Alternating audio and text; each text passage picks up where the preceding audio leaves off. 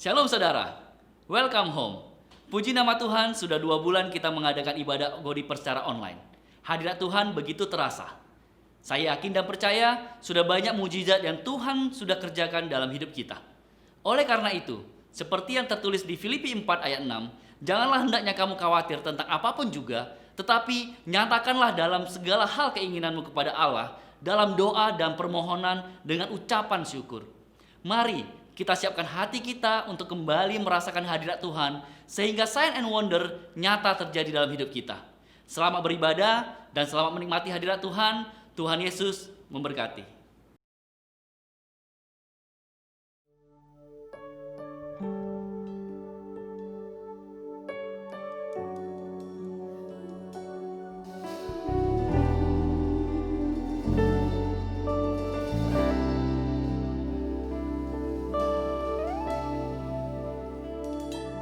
Ku hidup karena percaya Kau yang berjanji setia. Pengharapanku selalu ada di dalam-Mu.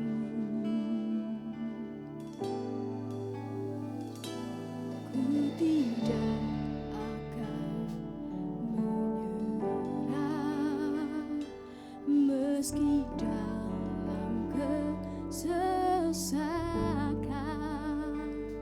Seluruh hidupku dalam genggaman-Mu.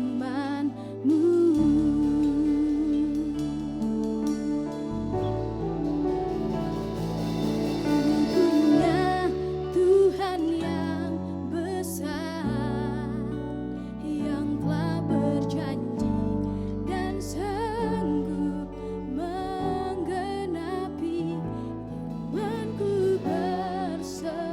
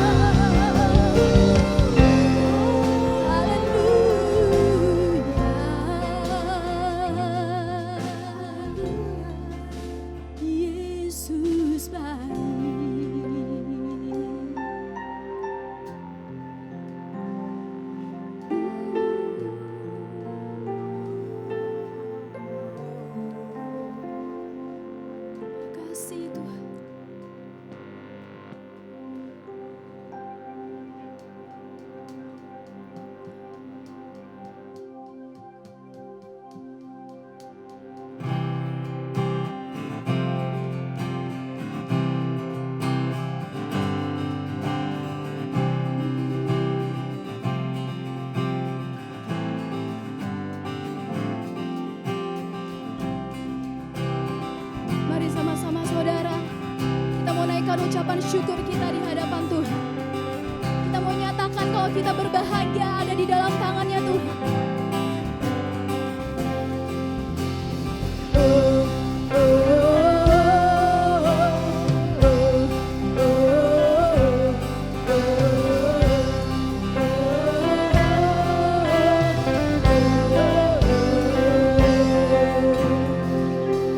Aku bahagia, yakin teguh, Yesus abadi, kepunyaanku. Aku warisnya, ku ditebus, ciptaan baru, Roh Kudus.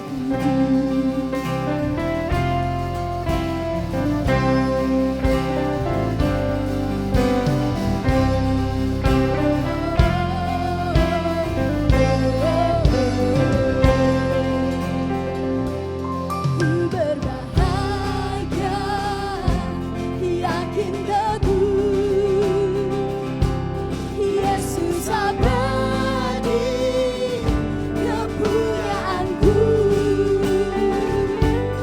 Aku warisnya, ku ditebus,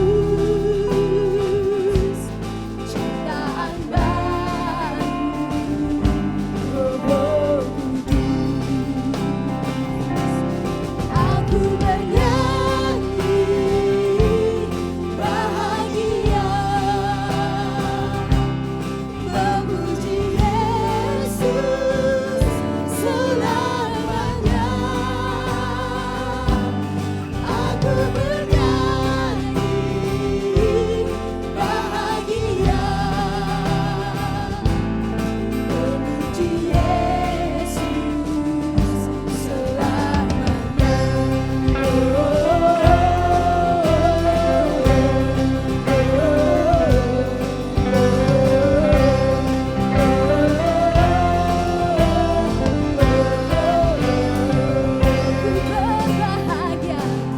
Ku berbahagia, yakin teguh, Yesus abadi, kepunyaanku. Aku warisnya, ku ditebus, ciptaan baru, Roh Kudus. Aku bernyanyi bahagia, memuji Yesus selamanya. Aku bernyanyi bahagia, memuji Yesus selamanya. Aku bernyanyi bahagia. Thank you Jesus. Memuji Yesus. Kami memuji-Mu Tuhan. Aku bernyanyi bahagia, memuji Yesus selamanya.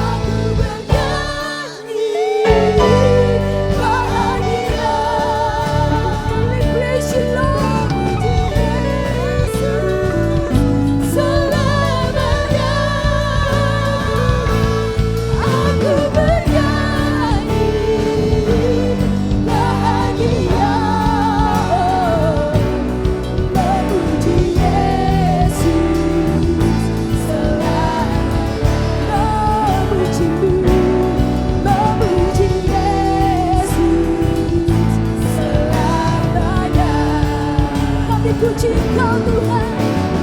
Yesus selamanya.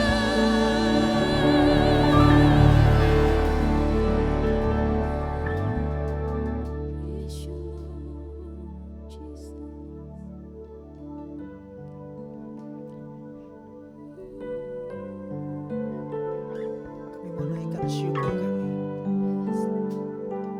Kami mau naikkan pujian kami. Dan kami mau masuk di dalam hadirat-Mu Tuhan. Sebab di dalam hadirat-Mu ada pemulihan, ada kekuatan, ada kedamaian.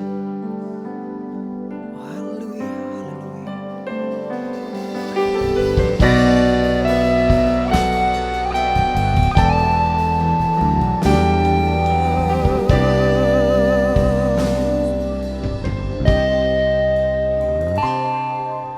Syukur atas kuasa salib-Mu, tak terjangkau akal budiku. Kau yang mulia rela jadi hina. Terima kasih Kau telah bersedia. Syukur atas kuasa darah-Mu dan pengorbanan-Mu. Bilur-bilur-Mu menyembuhkan, lebih dari yang kuharapkan.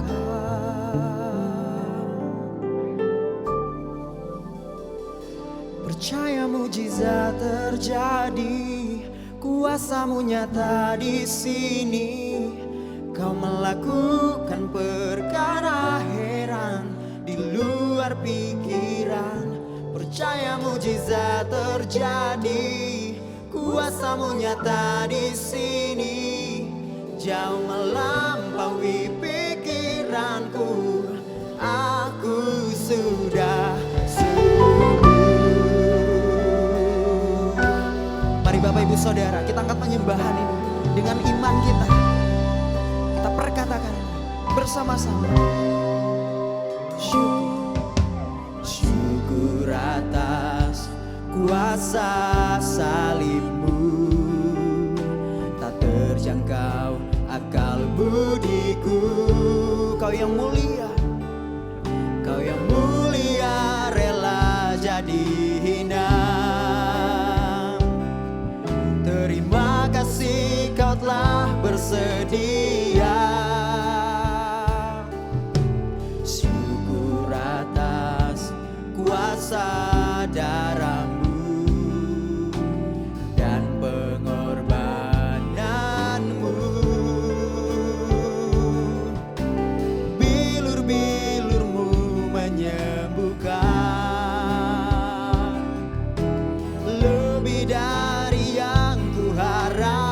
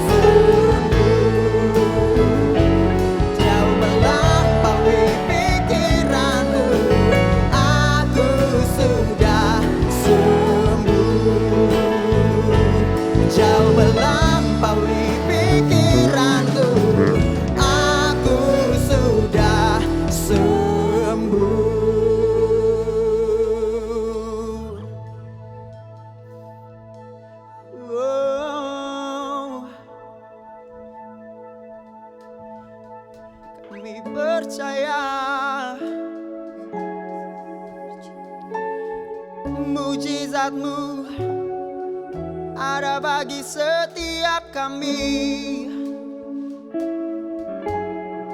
Kami percaya Kau terus bersama-sama dengan kami. Haleluya, haleluya, haleluya.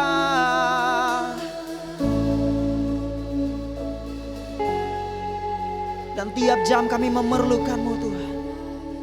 Tiap jam kami butuh Tuhan. Ya Tuhan, tiap jam ku memerlukan-Mu. Engkaulah yang memberi sejahtera penuh setiap jam ya Tuhan. Di Kau ku perlukan, ku datang Juru Selamat. Berkatilah.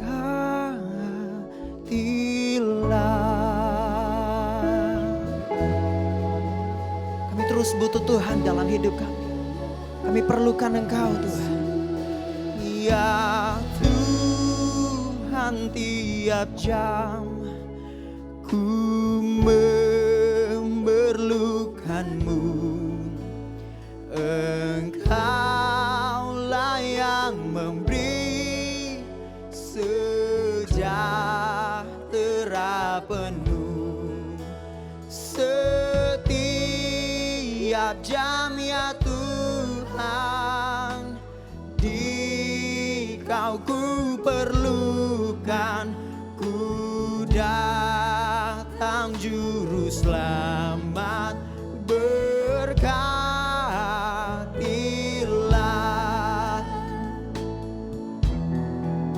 setiap jam ya Tuhan. Di Kau ku perlukan, ku datang Juru Selamat. Berkatil setiap jam ya Tuhan. Di Kau ku perlukan, ku datang Juru Selamat. Berkatilah. Mari kita angkat penyembahan ini dengan sungguh. Dari awal bersama-sama kita katakan, ya Tuhan tiap jam.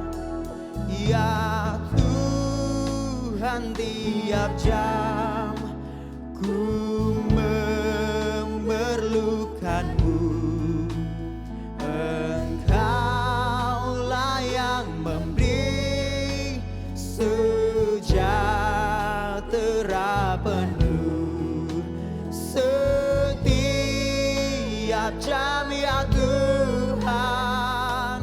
Di Kau ku perlukan, ku datang Juru Selamat.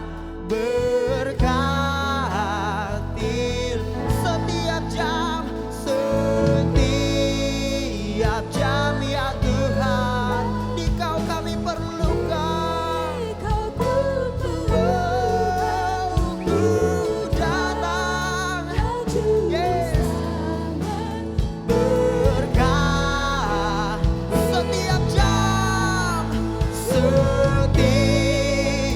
jam ya Tuhan.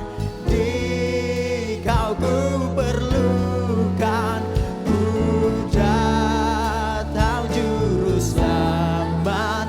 Berkat setiap jam ya Tuhan. Di Kau ku perlukan, ku datang Juru Selamat. Berkat. Angkat tanganmu dan katakan, setiap Setiap jam ya Tuhan, di Kau ku perlukan. Ku datang juru selamat, berkatilah. Setiap jam ya Tuhan, di Kau ku perlukan. Ku datang juru selamat, berkatilah.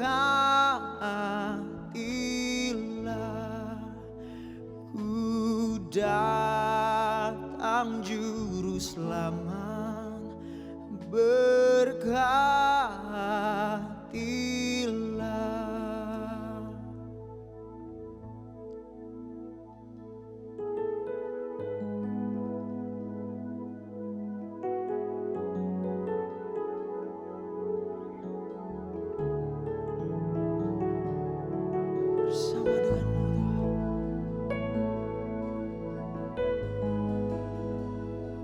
Bersama denganmu, bersama denganmu Tuhan. Bersama denganmu kami dikuatkan. Bersama denganmu Tuhan. Haleluya, haleluya. Yesus, Yesus, di Kau yang kami perlu. Haleluya, haleluya. Bersama denganmu Tuhan ada kekuatan. Bersama denganmu Tuhan ada kekuatan. Oh haleluya.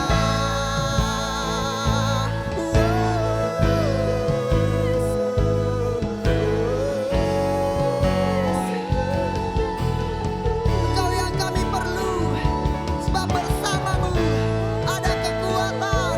Oh haleluya, oh haleluya, haleluya, haleluya. Mari bersama-sama sembah Dia, sembah Dia. Aku percaya Roh Kudus yang mengalir di tempat ini juga mengalir di rumah Bapak Ibu Saudara. Oh haleluya, haleluya.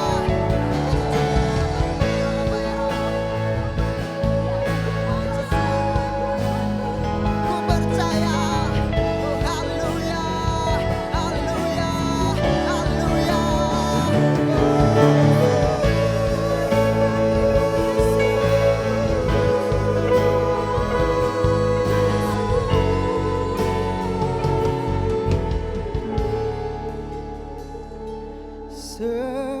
Setiap jam ya Tuhan, di Kau ku perlukan.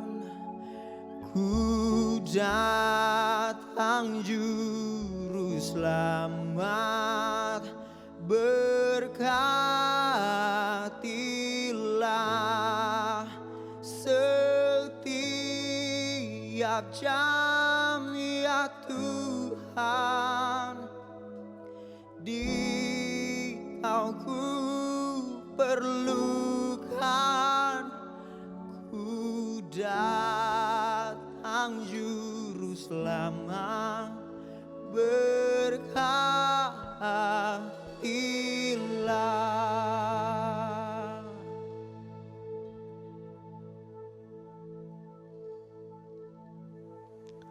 Welcome home.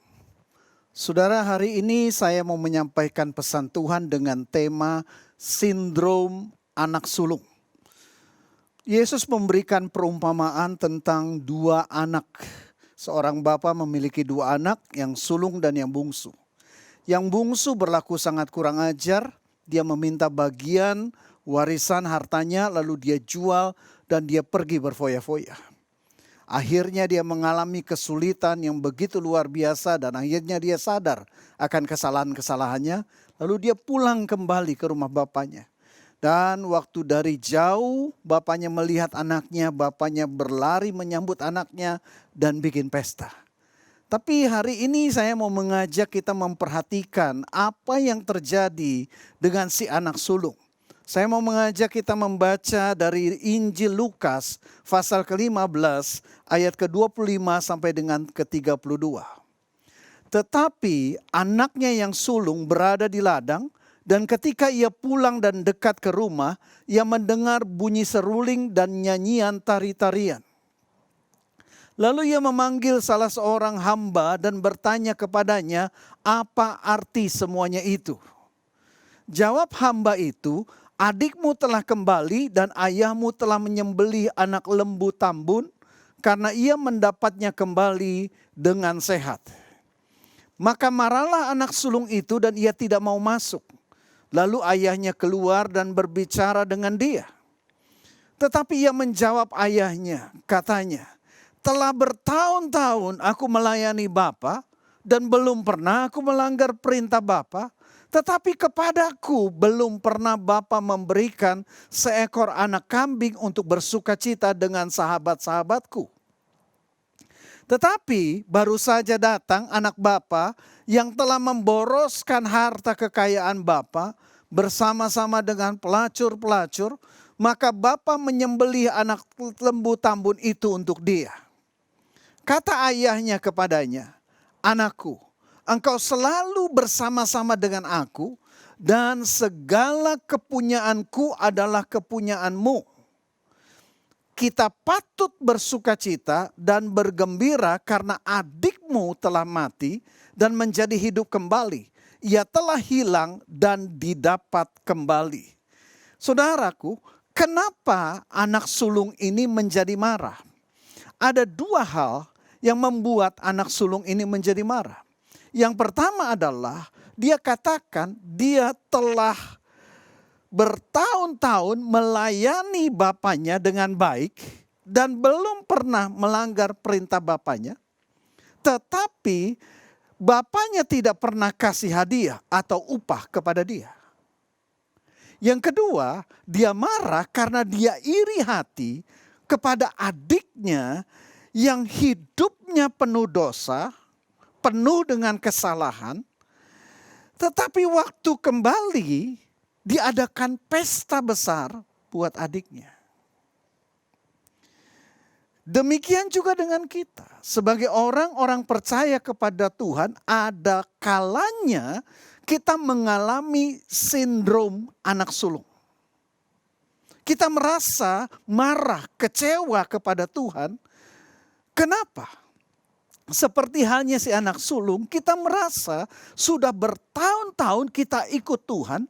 Dan kita lakukan segala sesuatu yang Tuhan perintahkan dengan baik, dengan setia.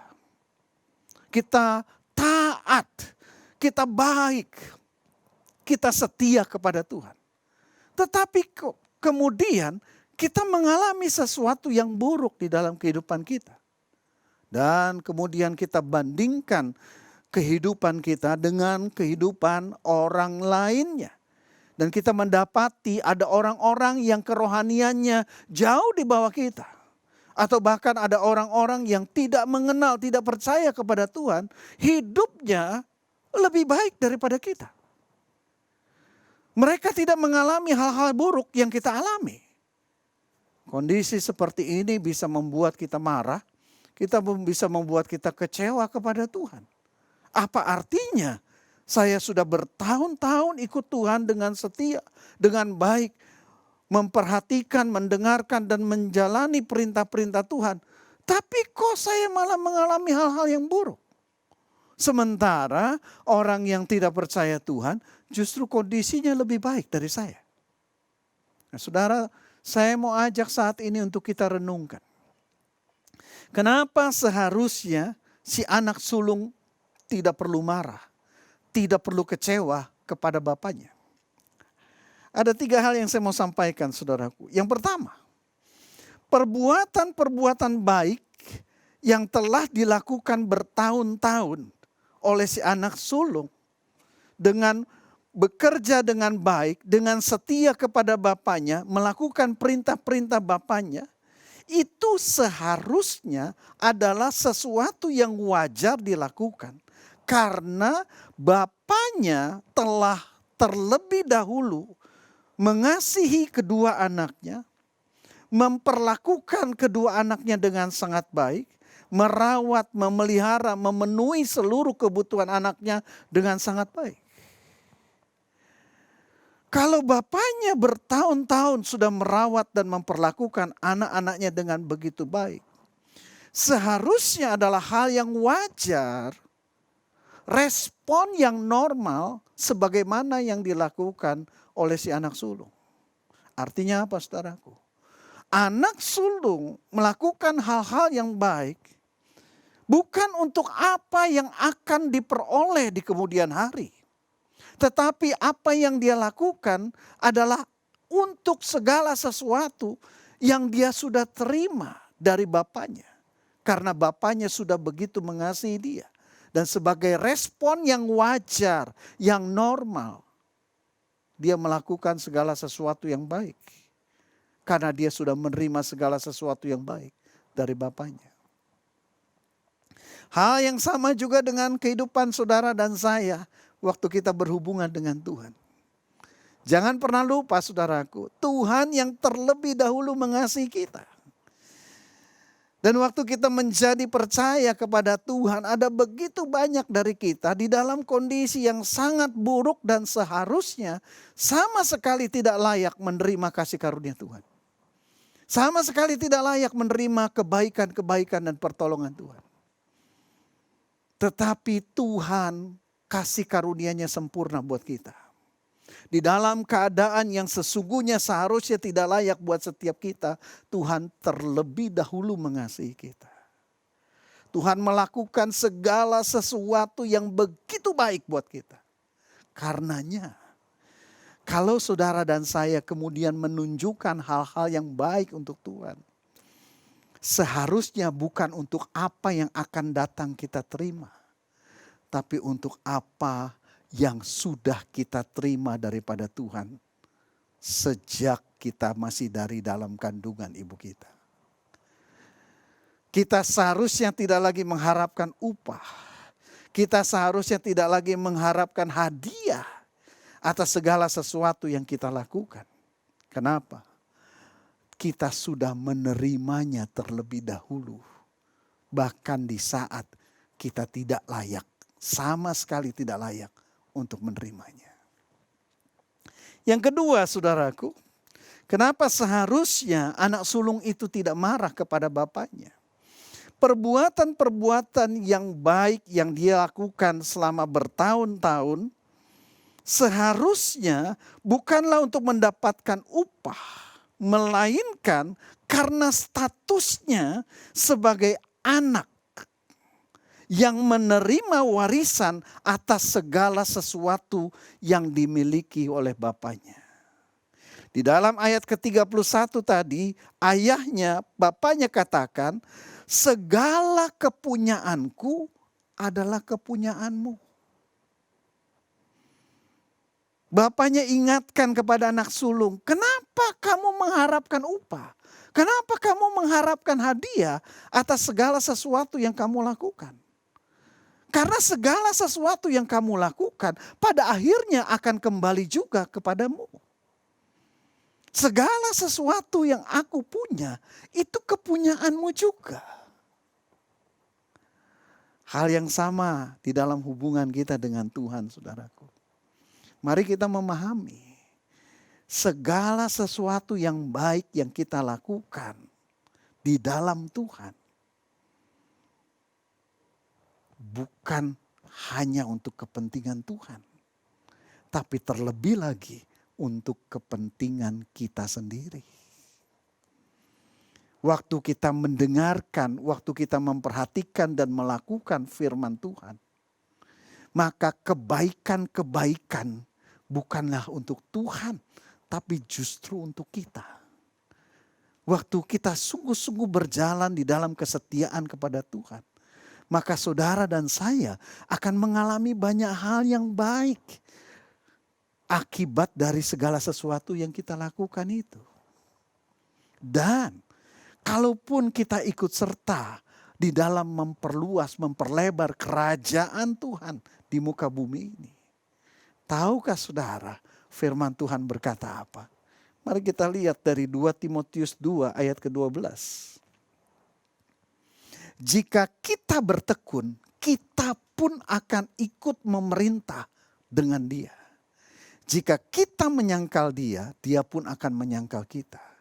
Jadi kalau kita bertekun di dalam Tuhan, melakukan perintah-perintah Tuhan, melakukan segala sesuatu yang Tuhan kehendaki, sesungguhnya kita sedang menginvestasikan kehidupan kita untuk segala sesuatu di masa kekekalan.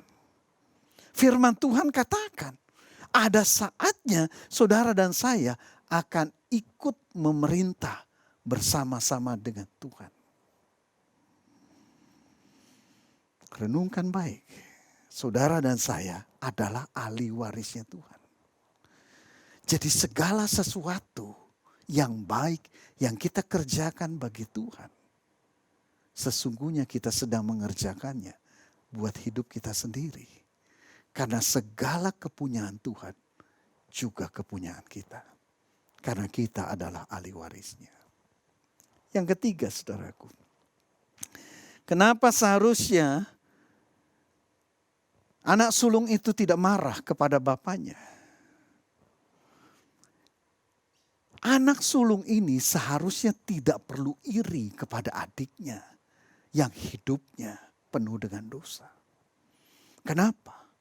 Karena di dalam perumpamaan ini Yesus menceritakan, Yesus menggambarkan adiknya si bungsu akibat daripada dosa-dosa yang dilakukannya mengalami begitu banyak penderitaan yang tidak seharusnya dia tanggung. Mengalami begitu banyak kehancuran di dalam kehidupannya yang tidak seharusnya dia tanggung. Mengalami begitu banyak hal yang buruk yang tidak seharusnya dia tanggung.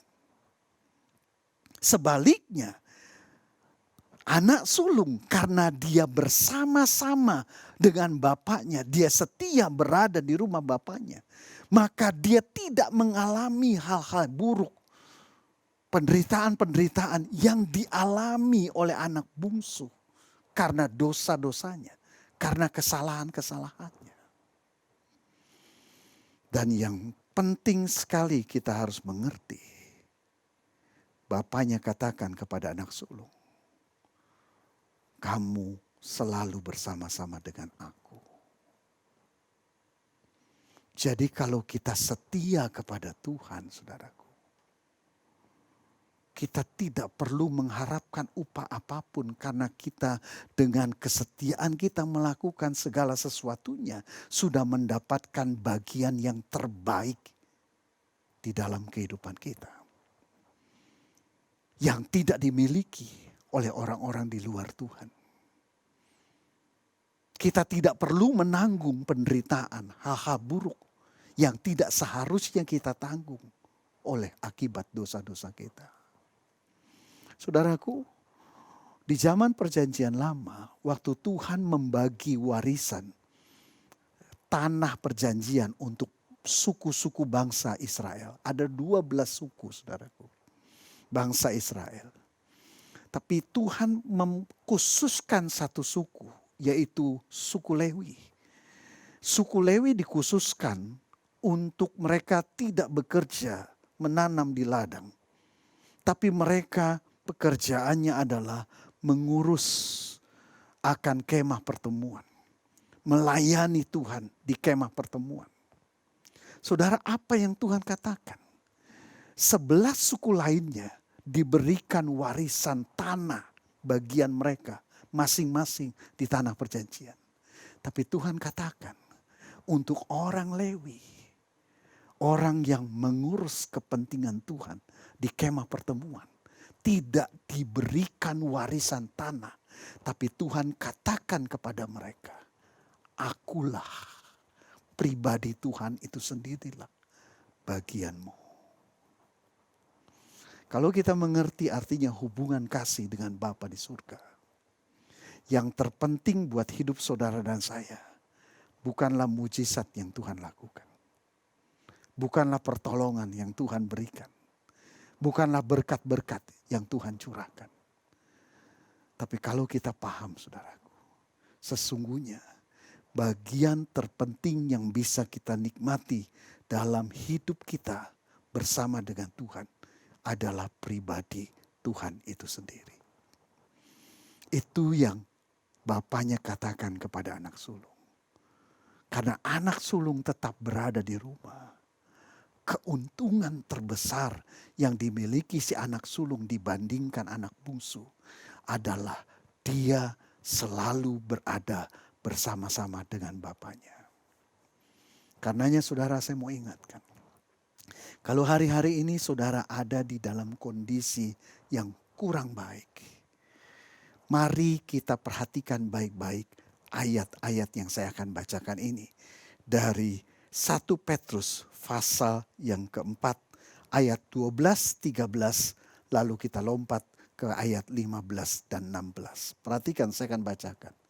Saudara-saudara yang kekasih, janganlah kamu heran akan nyala api siksaan yang datang kepadamu sebagai ujian, seolah-olah ada sesuatu yang luar biasa terjadi atas kamu. Sebaliknya, bersukacitalah sesuai dengan bagian yang kamu dapat dalam penderitaan Kristus, supaya kamu juga boleh bergembira dan bersukacita pada waktu Ia menyatakan kemuliaannya. Janganlah ada di antara kamu yang harus menderita sebagai pembunuh atau pencuri atau penjahat atau pengacau. Tetapi jika ia menderita sebagai orang Kristen, maka janganlah ia malu. Melainkan hendaklah ia memuliakan Allah dalam nama Kristus itu. Saudaraku, penderitaan itu ada dua jenis. Yang pertama, penderitaan itu bisa karena dosa. Tadi di dalam ayat ke-15, tolong ditampilkan kembali ayat ke-15. Janganlah ada di antara kamu yang harus menderita sebagai pembunuh atau pencuri atau penjahat atau pengacau. Ini penderitaan yang dialami oleh anak bungsu. Dan saya mau katakan saudaraku, ini adalah penderitaan, ini adalah hal-hal buruk yang tidak seharusnya menjadi bagian dari hidup kita, orang-orang yang percaya kepada Tuhan. Orang-orang di luar Tuhan, orang-orang yang melakukan berbagai kejahatan, dosa, mereka akan mengalami penderitaan demi penderitaan yang akan menjadi bagian ataupun akibat daripada hal-hal kesalahan-kesalahan yang mereka lakukan. Jangan kita iri dengan mereka. Tetapi saudara dan saya, orang-orang yang bertekun di dalam Tuhan, ada waktunya Tuhan juga izinkan mengalami penderitaan-penderitaan. Nah, sebagaimana yang dikatakan oleh ayat ke-16, tampilkan lagi ayat ke-16. Tetapi jika ia menderita, ayat ke-16, jika ia menderita sebagai orang Kristen, sebagai orang yang setia kepada Tuhan, sebagai orang yang percaya kepada Tuhan, maka janganlah ia malu. Jangan kita merasa malu. Saya sungguh-sungguh sama Tuhan, tapi kok saya malah mengalami hal yang buruk. Jangan malu. Kalau itu kamu alami bukan karena dosa-dosamu, jangan malu. Kalau itu kamu alami bukan karena kesalahan-kesalahanmu, jangan malu. Melainkan hendaklah kita memuliakan Allah dalam nama Kristus. Kenapa saudaraku? Perhatikan ayat ke-13. Tolong tampilkan ayat ke-13. Sebaliknya, bersukacitalah sesuai dengan bagian yang kamu dapat dalam penderitaan Kristus. Yesus turun ke bumi untuk mengalami berbagai-bagai penderitaan yang ditentukan oleh Dia. Sebagai pengikut Yesus, saudara dan saya pun mendapatkan bagian di dalam penderitaan itu. Kembali tampilkan ayatnya. Supaya kamu juga boleh bergembira dan bersuka cita pada waktu Ia menyatakan kemuliaannya. Waktu kita mau dengan rela dan tetap bersuka cita ambil bagian dalam penderitaan yang ditentukan buat hidup kita. Sebagaimana penderitaan yang ditentukan untuk Yesus Kristus, saudara dan saya juga akan mendapatkan bagian di dalam kemuliaan Yesus Kristus. Ada waktunya Yesus akan datang jemput kita dan membawa kita masuk ke dalam kemuliaannya. Karenanya saya mau katakan saudaraku, dijauhkanlah dari kita sindrom anak sulung. Kalau Tuhan izinkan hari-hari ini kita mengalami hal-hal yang kurang enak, hal-hal yang buruk. Dan itu kita tahu pasti bukan karena dosa kita. Ayo kita mulai belajar bersyukur dan percaya. Bagian terbaik yang kita peroleh dengan kesetiaan kita mengikut Yesus adalah pribadi Yesus sendiri yang akan terus dinyatakan melalui kemuliaan demi kemuliaan yang Dia akan tentukan buat setiap kita. Mari kita berdoa. Aku berdoa saat ini untuk setiap pribadi yang menyaksikan tayangan ini. Di dalam keadaan kecewa, di dalam keadaan marah, di dalam keadaan bingung, bimbang, putus asa, kehilangan iman karena penderitaan demi penderitaan yang dialami. Aku berdoa, Tuhan Allah yang kami sembah di dalam nama Yesus menganugerahkan damai sejahtera dan sukacita yang penuh. Firman-Mu membebaskan kami. Firman-Mu melepaskan kami. Firman-Mu memberikan kami kekuatan. Sehingga kami bangkit dan kembali tetap berdiri teguh di dalam Tuhan. Dalam nama Yesus kami berdoa. Amin. Saudara, kembali kita diberi kesempatan untuk memberikan persembahan kita. Saudara bisa memberi, ada 3 persembahan yang disediakan. Silakan sesuai dengan kerelaan hati saudara, saudara bisa berikan sesuai dengan apa yang ditaruhkan Tuhan, menjadi kerinduan untuk saudara salurkan berkat itu. Ada persembahan umum, persepuluhan, ada persembahan untuk pembangunan, ada persembahan untuk diakonia. Sebentar akan ditayangkan nomor-nomor rekening dan juga QRIS. Dan saudara bisa persiapkan gadget saudara untuk saudara bisa memberikannya secara transfer atau scan QRIS. Mari kita berdoa. Bapak, terima kasih. Apapun yang Tuhan izinkan terjadi, kami percaya Tuhan tetap pegang erat hidup kami. Dan kami saat ini dengan penuh kerelaan, dengan penuh sukacita, dengan penuh cinta, mau mengekspresikan kasih kami kepadamu melalui persembahan yang kami berikan. Biarlah apa yang kami persembahkan menyenangkan hatimu dan dipakai hanya untuk mempermuliakan namamu. Terima kasih Bapa, terpuji-pujilah namamu. Di dalam nama Tuhan Yesus kami berdoa. Amin. Bapak Ibu yang ada di rumah, saya undang kita semua bangkit berdiri. Mari sama-sama kita memuji Tuhan. Oh, oh, oh.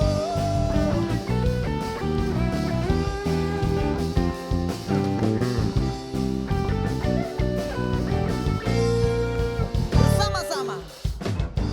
Kau Tuhan yang mulia, turun ke dunia, tebus segala dosa.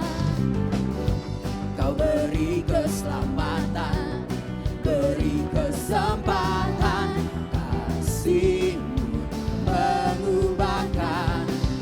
Jika ku akui semua dosaku, maka Kau adalah setia dan adil, tetap mengampuni dan suci segala yang jahat.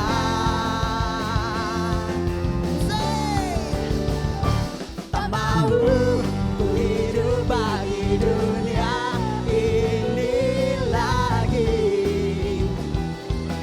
Tak ingin kompromi, tak ingin lakukan hal yang dapat dukakan hatimu. Tak mau ku hidup di luar tutur kata firman-Mu yang telah bebaskanku. Yesus, kebenaranku adalah pilihanku.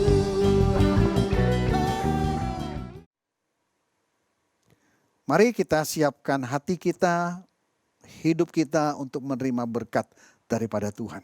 Mari angkat kedua tangan kita, saudaraku, buka hati kita dan siapkan diri kita menerima berkat Tuhan. Prajurit-prajurit Tuhan yang gagah perkasa, saat ini terimalah berkat, kasih karunia, damai sejahtera, serta sukacita yang berlimpah-limpah yang dicurahkan Bapa dari surga melalui Tuhan kita Yesus Kristus di dalam persekutuan dengan Roh Kudus, dicurahkan mulai saat ini sampai selama-lamanya. Setiap kita yang diberkati, sama-sama katakan amin. Hadirat Tuhan sungguh luar biasa hadir dalam pujian dan penyembahan yang baru saja kita lakukan. Jika saudara-saudari memerlukan bantuan doa, bisa menghubungi hotline Godiper yang tertera di bawah ini. Nantikan kembali hadirat Tuhan di Godiper berikutnya di channel YouTube GBI dan Mogot.